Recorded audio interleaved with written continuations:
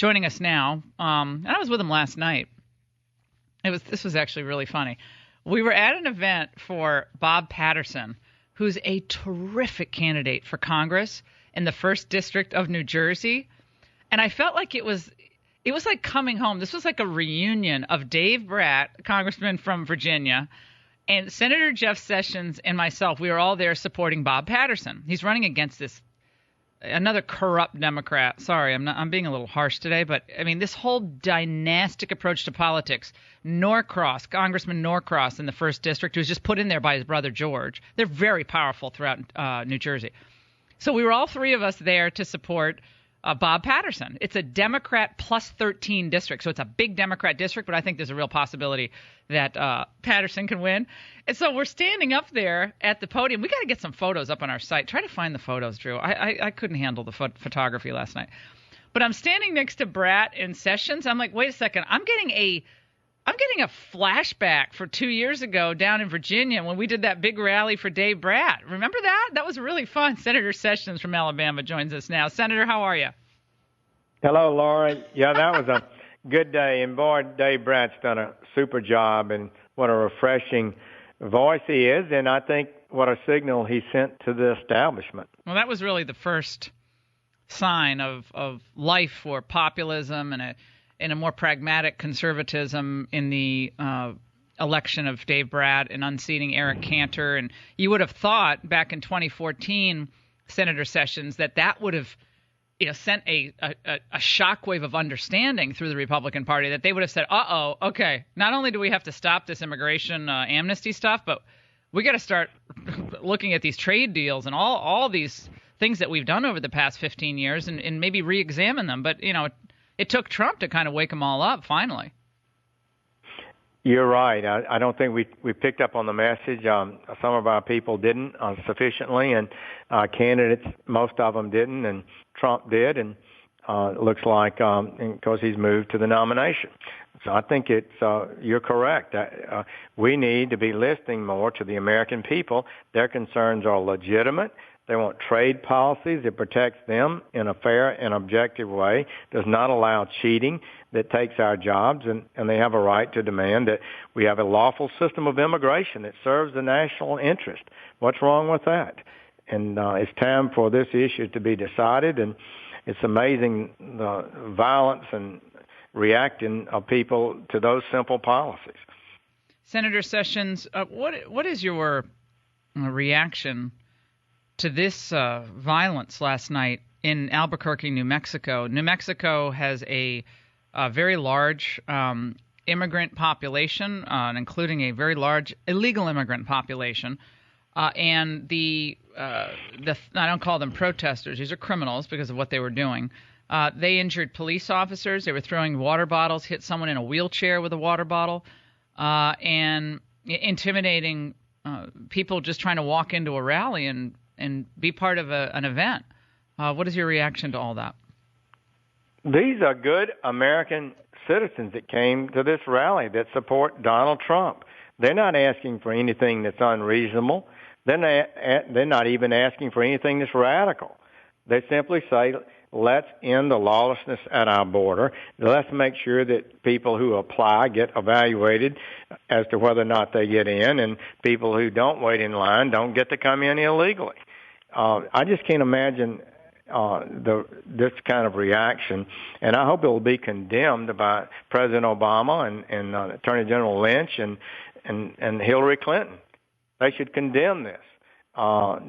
People were having a peaceful assembly, exercising free speech on critically important issues for America, and we cannot allow this kind of violence to intimidate us from discussing important national issues. Well, it doesn't seem I don't think we've heard anything. I mean, Obama's over there in Asia, ready to sell us down the river over there. But I haven't heard anything from even Susana Martinez, the governor of New Mexico, at least not so far. And my staff has been looking for statements from her. She didn't show up at the rally last night. And Donald Trump, kind of criticized her a little bit for the economy of the state. He's gotten some criticism this morning on MSNBC and so forth that he shouldn't have criticized a Republican Latina governor of New Mexico. Should he have criticized her or not?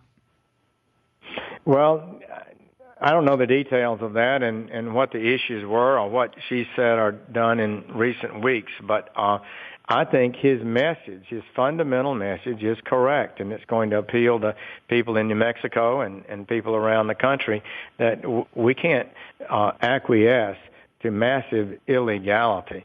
The numbers at the border are surging again. They've already reached the levels that they reached in 2014 when we had that dramatic surge, particularly of children. That the numbers are surging again, and looks like it will exceed that this summer. The Border Patrol Officers Association head testified before my subcommittee last week that they catch about half of the people attempting to enter the country illegally, but eventually 80% of those they apprehend are released in the country rather than being deported. That's a dramatic evisceration of lawfulness. It's just amazing, and it's directly the result of policies established by the leadership of Homeland Security and the President himself, and supported by Hillary Clinton. She's even to the left now of Barack Obama on the immigration issue. It's just unbelievable, some of the positions she's taken. The one she said last month was that nobody should be deported unless they commit a violent felony.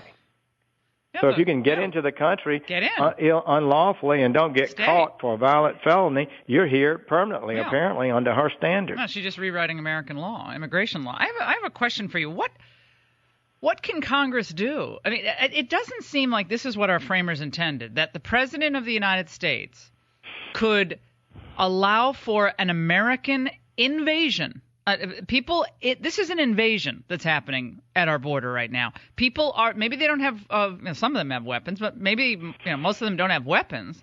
But they are invading our country. Our president is allowing it to happen. And implicitly, at the very least implicitly, encouraging people to come in, and then at the same time bringing people into the United States. As far as I can tell, 100% of them right now are Muslim from these godforsaken places. Sorry.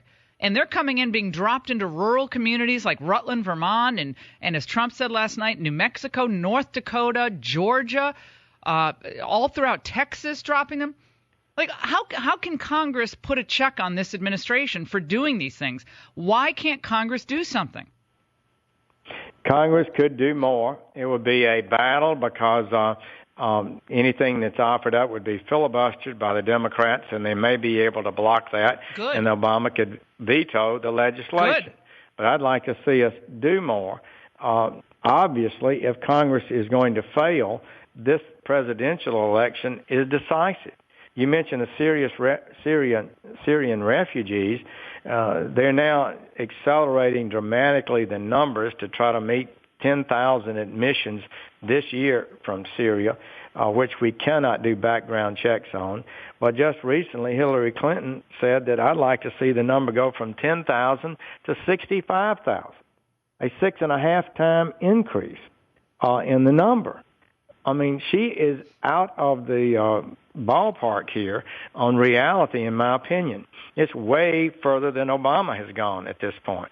So this presidential election is really going to decide the matter, because the president, under the law, has to tell Congress how many refugees, like the Syrian refugees, will be admitted, but he gets to decide the number. Yeah, but this unless is wrong. we pass a law to change that. Right, this has to change. And this is what I'm saying. People are supporting Trump because he actually fights this kind of stuff, and they believe he will stop this. This is I believe, I mean, this is, again, sounds harsh, but I think what we're seeing in Europe is almost a cultural genocide happening to Europe, with allowing 3 million people to come into Europe with no anchor into the society there, no understanding of the European tradition. Many of them have a very warped view of minority rights, religious liberty, women's rights, forget homosexual rights. And they don't have any understanding about that. And then in the United States, the same deal. So I think people are liking Trump, Senator Sessions, because they believe he's going to roll this stuff back. But the problem is, when you allow thousands and thousands of these people to come in, the damage is done. There is damage done to these communities because of the number of people that are being dropped into public schools, Section 8 housing, and all the things that we've seen in Maine happen. We've had an increase in rapes in certain communities in Europe, and people are worried that's going to happen here. Well, Europe does give us insight in what uncontrolled immigration can amount to.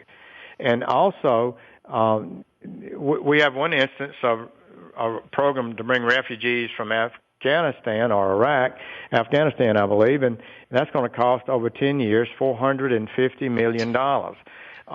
Refugees are immediately able to access any government welfare program, I think virtually every welfare program, and they're not paying taxes in the normal course of things. They just don't make enough income to pay taxes. It's a huge financial cost. It does create other legal problems. We do have crime problems. We have seen the history of people who come in from radicalized countries resorting to terrorism and becoming a danger to the United States and returning to fight around the world. So this is a huge issue. The American people are right to say, let's be careful about this. Let's don't go overboard with this. Let's make sure we protect our people first. Well, if the President of the United States has an agenda to fundamentally transform the United States of America, which he clearly does, from on social issues to the immigration to the refugee program, what they're saying about American history and standing around, monuments get taken down, all this. If this is what his goal is, Congress has to stop it. We have 3 branches of government for a reason. And as far as I can tell, the Congress, with the exception of a few of you, are just kind of throwing up their hands going, oh, well, we're not going to have a budget crisis. We can't defund this because then it would – I said, look, let's have a fight in Congress. Let's let them defend what they're doing to America. I think that would be a great lesson for the American people. Senator Sessions, we love having you on. And it was great seeing you last night. It was like a little mini reunion for you and Brett. It was. It was fun. And you're fundamentally right. Congress should do more and could do more, and I would like to see the fight. If not that, then we make sure we have a president who can use the powers he legitimately has to fix most of these problems. Senator Jeff Sessions here on your Healthy Radio Addiction.